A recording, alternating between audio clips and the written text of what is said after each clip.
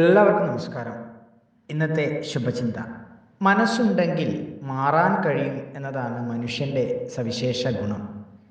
വിശുദ്ധിയിൽ നിന്ന് അശുദ്ധിയിലേക്കും തിന്മയിൽ നിന്ന് നന്മയിലേക്കും നടക്കാൻ മനസ്സിനെ പാകപ്പെടുത്തിയാൽ മതി.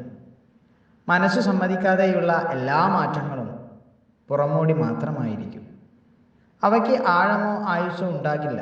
തികച്ചും പുതിയത് സൃഷ്ടിക്കുന്നതിനേക്കാൾ ബുദ്ധിമുട്ടാണ് പഴയതിനെ തിരുത്തി തകർത്ത് പുതിയത് നിർമ്മിക്കാൻ. അതിനുള്ള സമയവും സാഹചര്യവും അനുവദിച്ചേ മതിയാകൂ. എങ്ങനെയാണോ മാറാൻ ആഗ്രഹിക്കുന്നത് അങ്ങനെ ശരീരവും മനസ്സും ആയിത്തീരണം. താൽക്കാലിക മാറ്റങ്ങൾ താൽക്കാലിക സന്തോഷങ്ങൾ മാത്രമേ പകരൂ. കതിരിൽ നിന്നല്ല, വിത്തിൽ നിന്നാണ് മാറ്റങ്ങൾ സംഭവിക്കുന്നത്.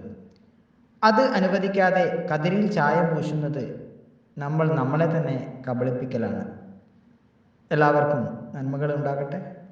എല്ലാവർക്കും ജീവിത വിജയം ഉണ്ടാകട്ടെ. നന്ദി, നമസ്കാരം.